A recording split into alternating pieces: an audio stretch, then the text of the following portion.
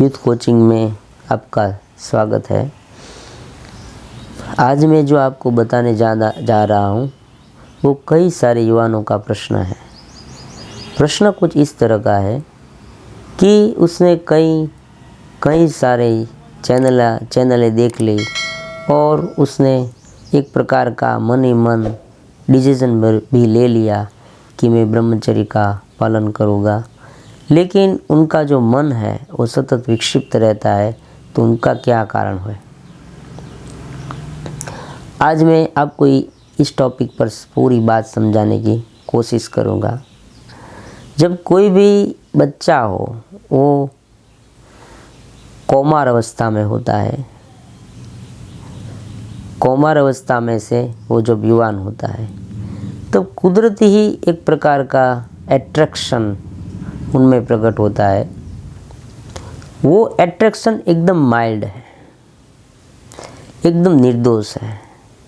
ये एट्रैक्शन इतना, क्योंकि जो बॉडी है वो बॉडी का जो पूरा का पूरा फ्लो है वो शुरू में व्यवस्थित रूप में होता है। इसलिए जो ये माइल्ड एट्रैक्शन इसलिए रखा गया है कि परमात्मा चाहते हैं कि इस सृष्टि का आगे और आगे बढ़ता रहे। लेकिन यही माइल्ड एट्रैक्शन का लाभ कोई बिजनेसमैन ले लेता है। एक बिजनेस लॉबी है, वो क्या करती है कि इनका लाभ लेकर अलग अलग प्रकार के दृश्य, अलग अलग प्रकार का वीडियो दिखा के युवाओं को सतत उनकी ओर खींचते रहते हैं। इससे सारा का सारा शक्ति का जो बहाव है वो उन तरफ हो जाता है। और जो युवानी में जो कुमार अवस्था में जो है वो बच्चा जब युवान होता है तब युवानी में ही उनकी पूरी शक्ति को डाइवर्ट कर देते हैं ये लोग। इनका धंधा है, इनके बारे में हमें नहीं पढ़ना है, क्योंकि उनका धंधा है। वो तो अपना धंधे का ही सोचेगी। तो अगर इस तरह से उनका मन विपरीत स्थिति में चला जाए, डाइवर्ट हो जाए, तो पूरी की पूरी शक्ति वहाँ चली जाएगी। अगर आपको अपना अन्वेषण करना होगा, आप अगर इस तप से, ब्रह्मचर्य से जुड़ना चाहते हो, तो आपको इन पास्ट, भूतकाल में आपने क्या क्या किया है, आज आप क्या कर रहे हो, पूरे दिन आपको किसी को बताना नहीं। आपको केवल एक डायरी रखनी है, उस डायरी में लिख लेना है। मैं आपको जो बताने वाला हूँ वो अगर आप करेंगे तो उसमें आप सक्सेस होंगे। ये बात सच है। ये यूथ कोचिंग है, यूथ कोचिंग में सारी बातें सिखाई जाएगी। मैं कोई ज्ञान देने नहीं आया हूँ। मैं आपको किसी भी तरह से आगे बढ़ाना चाहता हूँ। मैं ऐसे युवाओं चाहता हूँ जो जीवन ध्येय में सफल हो, जो हार्ड वर्कर हो, जो अपने जीवन को कुछ एम दे सके, जो अपने जीवन में कुछ वैल्यू ला सके। हमें कुछ वैल्यू लानी है। ये वैल्यू तभी आएगी जब हमारी शारीरिक और मानसिक और भीतरी चेतना की शक्ति मजबूत हो। भीतरी चेतना की शक्ति तभी मजबूत हो सकती है जब हमें कॉस्मिक एनर्जी पूरी मात्रा में मिल सके। कॉस्मिक एनर्जी हमें तभी मिल सकती है जब हमारा जो पृष्ठभूमि है माइंड का वो प्योर हो।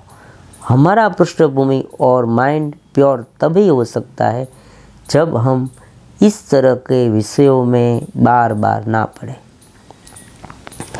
कोई भी विषयों की एक हद होती है, एक लिमिट होती है। अगर कोई भी जीव, अगर कोई भी मनुष्य, कोई भी युवा कोई भी विषयों में ज़्यादा से ज़्यादा उलझा रहे। देखो, जो माइंड है ना, वो परमात्मा का ही एक अंश है, ब्रह्म का ही एक भाग है। एक पूरा का पूरा जो यूनिवर्स है उनमें जो कुछ शक्ति है वो कॉस्मिक एनर्जी है। और यह कॉस्मिक एनर्जी का ही एक पार्ट्स, एक भाग हमारा आत्मा है, एक अंश। जैसे सागर, महासागर में एक बूंद है, वैसे ही हम हैं। ये पूरा का पूरा महासागर है परमात्मा का, चेतना का। उस चेतना के महासागर में हम एक बूंद है।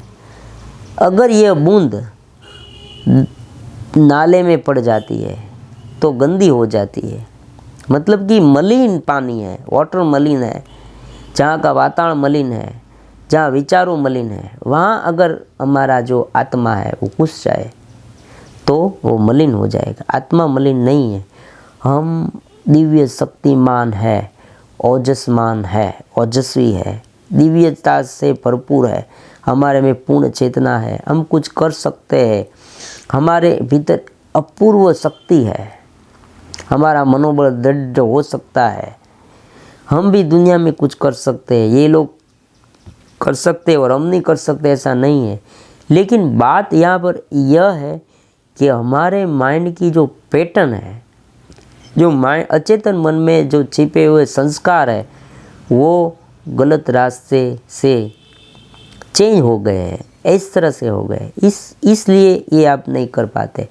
यही बात यहाँ सीखनी है। आज मैं ज़्यादा नहीं लूँगा, लेकिन केवल इतना ही कहूँगा कि आप कुछ न करिए, केवल अन्वेषण करिए, विश्लेषण करिए, मैं क्या कर रहा हूँ, बस, दूसरा कुछ नहीं। यूथ कोचिंग में आज मैं इतना ही सिखाने वाला हूँ इस एपिसोड में कि आप केवल अन्वेषण करिए। क्योंकि मैं कई सालों से ये पूरी की पूरी बात को, आत्मज्ञान को, प्राण को, कुंडलिनी शक्ति को जानने का प्रयास कर रहा हूँ। एक ही बात मुझे सामने आई कि हम इसीलिए कमज़ोर है क्योंकि हम कमज़ोर रहना चाहते हैं। हम इसीलिए निम्न है क्योंकि हम निम्न रहना चाहते हैं। अगर आप माइंड का अन्वेषण करोगे तो आपको पता चलेगा कि माइंड है वो आपके वश में रहा नहीं। अब प्रश्न यह है, दिमाग, अब आपका दिमाग आपके कंट्रोल में नहीं। अब प्रश्न यह है कि ये आउट ऑफ कंट्रोल कैसे हो गया, क्यों हो गया?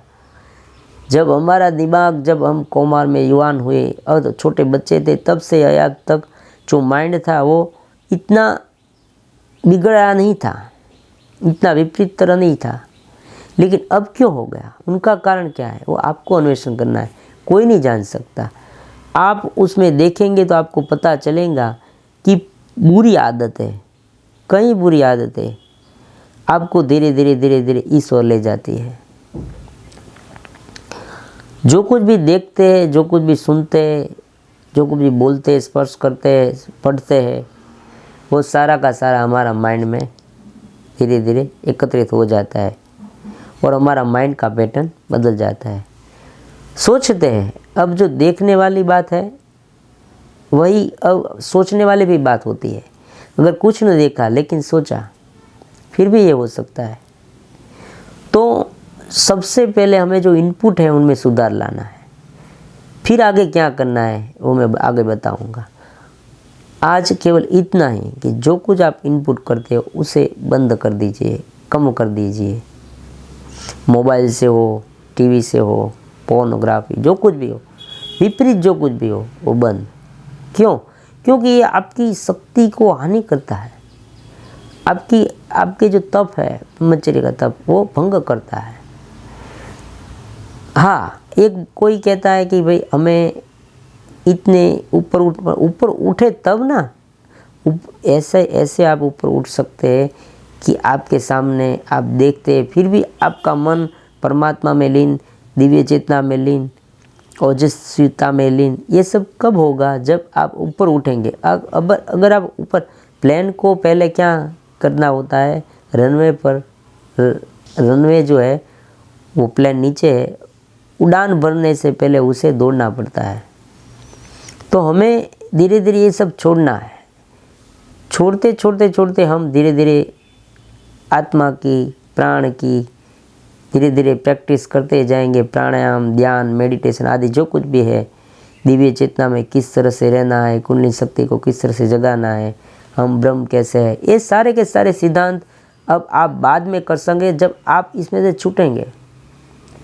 मैं एक उदाहरण एग्जाम्पल के रूप में आपको बताता हूँ कि सुबह पे आप ध्यान में गए, कुछ मेडिटेशन क्लास है, अथवा यूट्यूब में भी आपने देखा कि मैंने मेरा वीडियो भी सुना, जो कुछ भी हो,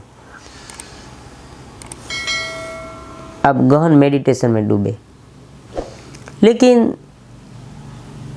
2 आवर्स के बाद, 2 कलाक के बाद आप अपने जो व्यवहारू जगत में प्रवेश करें, मतलब कि आप वहाँ से हटे, तब क्या होगा? तब आपने क्या किया? आपने तुरंत ही मोबाइल निकाला और गलत गलत देखने लगे, तो उनका क्या परिणाम होगा? ये सब कुछ इससे कुछ नहीं होगा। ये किया वो किया, ये किया वो किया, इससे क्या? अगर आप कोई कपड़ा है, उस कपड़े को गंदा करते हो, फिर धोते हो, फिर गंदा करते हो, फिर धोते हो, इस तरह से तो कपड़ा पूरा का पूरा गंदा हो जाएगा, उनमें जो काफ़ी सारे दाग पड़ जाएंगे, फिर तो ये धुलने वाला ही नहीं, साफ ही नहीं होने वाला। आपको सबसे पहले इनपुट को घटाना है। इनपुट नहीं घटाते तब तक आपको मन की जो उच्च स्थिति है उनका अभ्यास ही नहीं होने वाला। जब तक आपको मन के उच्च स्थिति का अभ्यास नहीं होने वाला, तब तक मैं होश में हूँ, ये बात कहाँ से संभव होगी? लोग आज मैं होश में हूँ, सब कुछ करो, होश में करो, लेकिन ये होश क्या है? ये चेतना क्या है? चेतना में रखकर करो, लेकिन चेतना क्या? जब आपने अपनी चेतना का अनुभव किया हो तो ये संभव है ना। अगर चेतना का अनुभव नहीं किया तो हम चेतना में रहकर सब कुछ क्या कर सकते हैं? चेतना का अनुभव तब ही होगा जब बाह्य जो विषय है उसमें से छूटेंगे। सबसे पहले सौ प्रथम जो हमारा स्टेप है वो प्री है। मेडिटेशन के पहले प्री करना है। जैसे प्राथमिक है, हाई स्कूल के पहले प्राथमिक है, प्राइमरी है, इस तरह से हमें प्री करना है। प्री किए बिना हम हाई स्कूल में आ गए, हमें अभी तक कोई अंकों का ज्ञान नहीं है, शब्दों का ज्ञान नहीं है, हम निबंध कैसे लिख पाएंगे? हम बड़ी बड़ी स्टोरी कैसे लिख पाएंगे? हम कैसे लेख लिख पाएंगे? उनका वर्णन कैसे लिख पाएंगे? हम कैसे समझ पाएंगे? कुछ भी संभव नहीं होगा। प्री का ज्ञान होना चाहिए। प्री यह है कि बेसिक लेवल में सुधार, हमारे माइंड को खाली करना, एम्प्टी योर माइंड। माइंड को टोटली खाली कर देना है। खाली तब ही होगा जब इनपुट प्रमाण, पतंजलि योग शास्त्र में प्रत्यक्ष आगम अनुमान को प्रमाण माना गया है। प्रत्यक्षानुमान आगमाना प्रमाणानि। प्रत्यक्ष अनुमान, जो प्रत्यक्ष हम देखते हैं, जो हमारी इंद्रिय से हमें देखते हैं, आँखों से देखते हैं, कानों से सुनते हैं, नाक से सूंघते हैं, वो प्रत्यक्ष प्रमाण है। प्रत्यक्षानुमान आगमा प्रमाणानि। अनुमान से मन की सोच, आगम किसी ने कहा, ये 3 प्रकार के प्रमाण में अगर हम सुधार नहीं लाएंगे तो हम हमारे मन की जो दृढ़ भूमि है वो दृढ़ भूमि स्थिर नहीं हो पाएगी। जब तक दृढ़ भूमि स्थिर नहीं हो पाएगी तब तक हम इस तप में सफल नहीं हो पाएंगे। यही बात है कि हमने जो मैंने कहा ना कि माइल्ड अट्रैक्शन को धीरे धीरे उनकी तरफ, विपरीत तरफ गति कराने के लिए हमारे सामने कई सारे प्रमाण, विपरीत प्रमाण हमने देख लिए। कौन कौन से प्रमाण देखे उनकी चर्चा में यहाँ नहीं पड़ना है, आप सब कुछ जानते हो। ये कभी कभी तो ऐसा होता है कि प्रमाण की चर्चा करने में ही कोई आदमी उसमें फिसल जाता है। ये सब नहीं करना है, हमें बस यही सोचना है कि हम प्रमाण में को किस तरह से धीरे धीरे प्रमाण से किस तरह से छूटें।